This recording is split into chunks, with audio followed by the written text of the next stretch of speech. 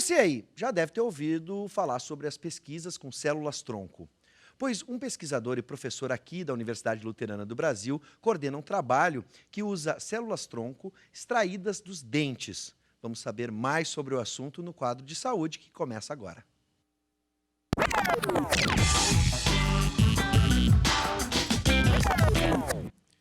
O pesquisador e professor de odontologia da UBRA, Paulo Oliva de Borba, está conosco. Boa noite, seja bem-vindo, professor. Obrigado.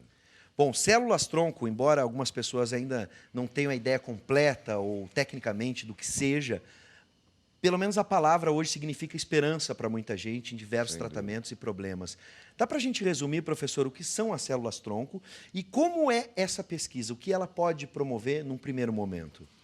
Bem, a gente teria que ter bastante tempo para conseguir explicar tudo, né? Imagino. Mas elas, basicamente, têm duas divisões, né? As células-tronco embrionárias e as células-tronco adultas. Daí, dentro dessas duas grandes subdivisões, aliás, a gente pode dividi-las também em células totipotentes, que têm aplicabilidade em quase todos os órgãos, as células pluripotentes, multipotentes, oligopotentes e onipotentes. Mas se eu ficar com a terminologia científica, complica, né? Sim. A nossa pesquisa em si, o nosso trabalho aqui,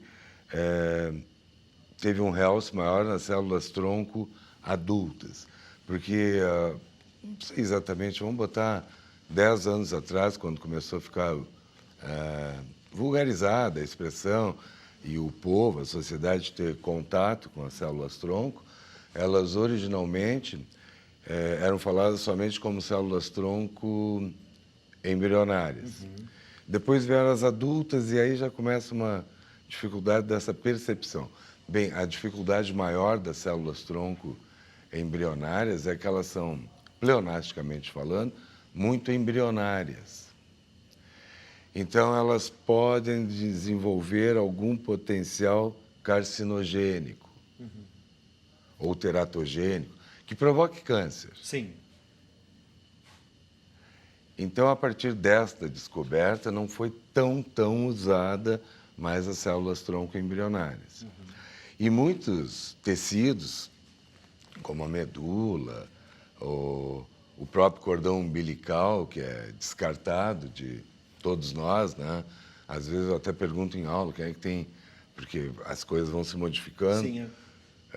Eu pergunto em aula quem é que tem cordão umbilical preservado. Antigamente se guardava, até mesmo no álbum da criança, ainda que tinha um continua. significado. Mas seco, esse não importa. Sim.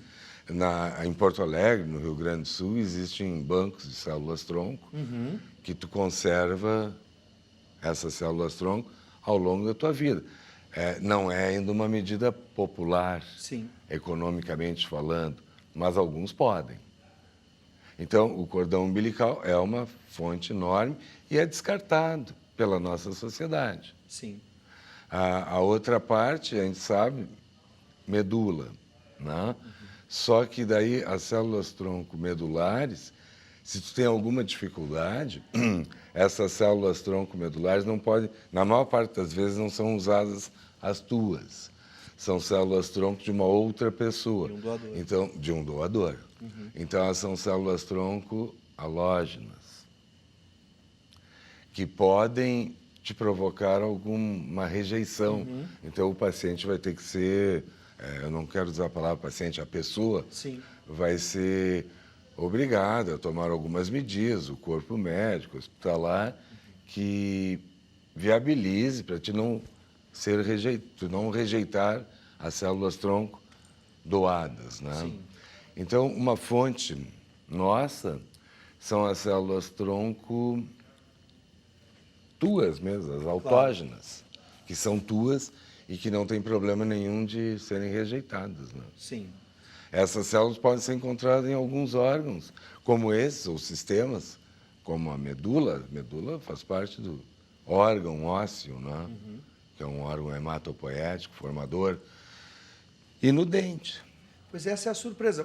Professor, eu fiquei pensando porque eu tive problemas com o siso, usei aparelho durante muito tempo. E foi descartado. E foi jogado fora. Sabe que não, professor? É curiosa essa história. A dentista que extraiu um dos sisos, ela levou para a faculdade, porque o senhor me corrija se eu estiver errado, ela tinha uma raiz a mais. E foi uma dificuldade para tirar aquele dente da minha boca. Não foi fácil. Sim, imagino. Né? Passei trabalho. Enfim, essa pesquisa, então, está trabalhando com células-tronco dos dentes. Essa é a grande descoberta. E aqui no quadro está aparecendo, eu trouxe, dessas células-tronco mesenquimais, que não são as hematopoéticas, né? Mesenquima é o conjuntivo, como um todo, elas dão origem a várias outras linhagens de células. Nós aqui da Ubra transformamos essas células-tronco pulpares, a polpa, é o nervo, né? É o nervo do dente. Nós transformamos essas células-tronco pulpares em células osteoblásticas, formadoras de tecido ósseo, e formadoras também de cartilagens, células condroblásticas. Isso me leva a crer, por exemplo, em problemas como a osteoporose, por exemplo. Pode ajudar no tratamento? Mas nós, especificamente da odonto, a gente pensou, por exemplo, hoje tem muitos casos de enxerto ósseo para fazer implantes. Sim. Então, na região onde é tentado fazer o enxerto, um enxerto que tenha muito, muito sucesso, o índice de sucesso dele é 30%. Os outros 70% se perdem. Então, nas células-tronco, não. Elas seriam verticais no crescimento ósseo e aplicadas no local. Sim. Por exemplo, hoje é muito comum as pessoas terem dor articular por diferentes causas e motivos. Estresse é um deles, né? Também poderia ser usado. No caso, a dor articular que o senhor se refere, professor, nessa região? Da mandíbula? Na articulação. Na articulação mesmo. Perto do ouvido. Porque, por exemplo, o estresse, eu sofro com bruxismo. Isso é a mesma coisa. Tem um desgaste muito forte. Hoje, mas tu não tem dor? Placa. Tu tem dor? Eu já tive, porque a placa me ajudou a não contrair e não deixar muito fechada a boca. Porque antes eu tinha problemas aqui e eu não sabia por quê. A placa, o aparelho, o artefato que tu usa, te tira do teu tônus muscular que te leva, que gera dor. Né? Porque ela fica contraída, ficava contraída, no caso. Né? Esse seria uma remodelação do côndilo, da articulação, porque ele vai sofrendo desgaste. Não? Sim. E agora tu é bastante jovem. Se tu continuar com o mesmo temperamento, quando tu chegar na minha idade, vai ter problemas mais sérios. Obrigado pelo jovem, viu, professor? Bom, esse método tem custo operacional inferior ao da extração para a formação de bancos de células? A gente pode dizer assim, ele traz esse benefício? Não, por enquanto ainda não. Por enquanto ainda não. Eu posso te dizer assim, informalmente, na frente da Câmara, né? Um exemplo que hoje eu estava até falando com colegas nossos aqui dentro, o primeiro forno de micro-ondas que eu comprei, eu fiz um consórcio. É verdade. Entendeu? Fala tão bem do consórcio aqui no programa. Fiz um consórcio, lá sei em quantas vezes, para ter um forno de micro-ondas. Sim. Hoje é uma coisa bastante viável. A gente troca, quase descartável. Exatamente. Bom, a gente vai liberar agora o nosso WhatsApp, 99588-2374. Você que já conhece e assiste o programa, já tem ele e pode mandar perguntas, pode mandar comentários. 99588-2374 pelo WhatsApp. Já temos uma telespectadora, é isso? Confirma? É a Luísa de Porto Alegre. As células-tronco extraídas do dente são usadas para tratamento de quais doenças? As células extraídas do cordão umbilical são menos eficazes no tratamento de doenças? E é recomendado guardar células embrionárias, em cima do que a gente já estava explicando antes? Sim, as células embrionárias elas têm essa dificuldade, né, de terem um potencial carcinogênico. As células tronco adultas não são carcinogênicas. Quanto à formação de outros tecidos, né, ela perguntou, sim, as células tronco hematopoéticas, que são da medula, formação de células sanguíneas. Sim. As do dente e de outros órgãos, porque o dente é um órgão, elas são células mesenquimais. Elas podem até, parece ser esdrúxulo, o que eu vou dizer, mas elas podem se transformar até em neurônios. Nossa, professor. Porque nós sabemos que o nosso sistema nervoso muito finito, né? Sim. A gente vai envelhecendo e o sistema nervoso vai perdendo toda a sua atividade e até o pensamento, a lucidez, a marcha, o caminhar vai se alterando. Sim. Porque são células permanentes que não sofrem mitose.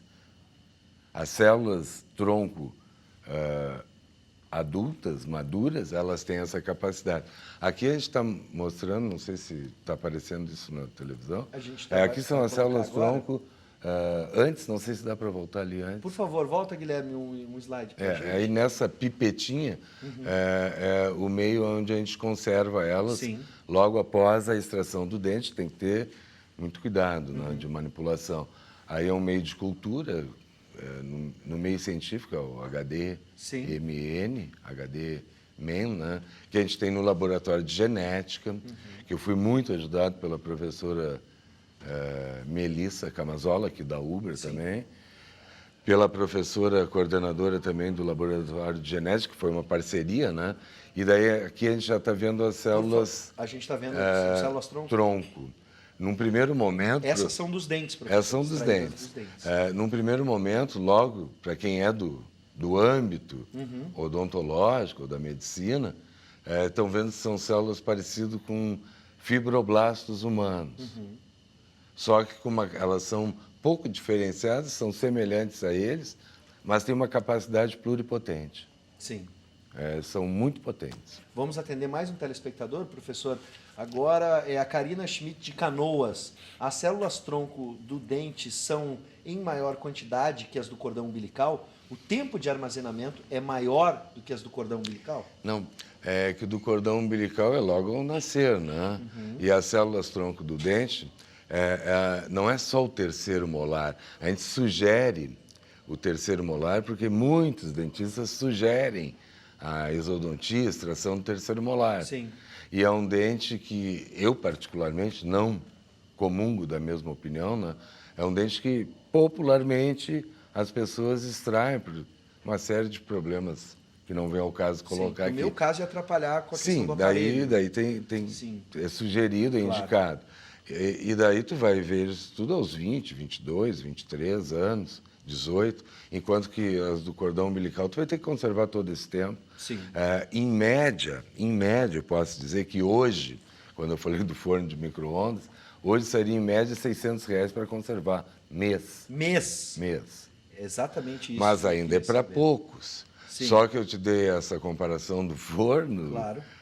Isso Você acha em quanto tempo isso pode mudar a partir Não sei, agora tudo é numa progressão geométrica. Nem aritmética. Não é aritmética. Não é 2 e 2, 4. 2 vezes 2, 4. Vezes 2, 8. Vezes 2, 16 e aí vai fora. Acredita que, por exemplo, em 5 anos a gente vai ter já esse armazenamento mais acessível? Muitas. E aí... E aqui é uma prova, né? Nós, da Ubra, na primeira reportagem que a gente participou, foi da Record. Daí eles disseram que células-tronco poderiam ser usadas, assim, assado, e citaram apenas uma universidade no Rio Grande do Sul. Nós, a Ubra, tem condições de transformar. E a gente já está vendo a transformação dessas mesmas células-tronco, elas já têm um outro formato. Elas já estão apresentando um formato que pode dar origem a cartilagens ou a osso. Perfeito. Basta induzir o meio. Professor, o mais importante é que a gente ganhe agora mais esperança, mas é importante o seu depoimento na medida em que temos que aqui ela já está mostrando com vesículas de calcificação. Sim. E não precisa ser necessariamente as células-tronco pulpares do terceiro molar, né? Sim. Pode ser de um outro dente. Bom, professor, eu quero agradecer a sua presença, parabenizar pela pesquisa. A Ubra, né? Que ao laboratório de genética, ao curso de odontologia. Eu sou suspeito para falar, eu me formei aqui também e sigo ainda estudando. Acabei de terminar o mestrado aqui, professor, e vou seguir, se Deus quiser, por muito tempo. E a gente sempre fica feliz quando os pesquisadores da Ubra ganham destaque e a gente parabeniza por estar levando o nosso nome cada vez mais nossa televisão trazer alguém daqui mesmo para falar sobre... Seja sempre bem-vindo, professor. Se tivermos mais novidades no avanço dessa pesquisa, por favor, traga para a gente, para trazer esperança para quem está em casa. Mas calma, ainda vai se levar um tempo. Em breve. Em breve. Professor, obrigado mesmo. Muito Parabéns obrigado. mais uma vez. Eu agradeço.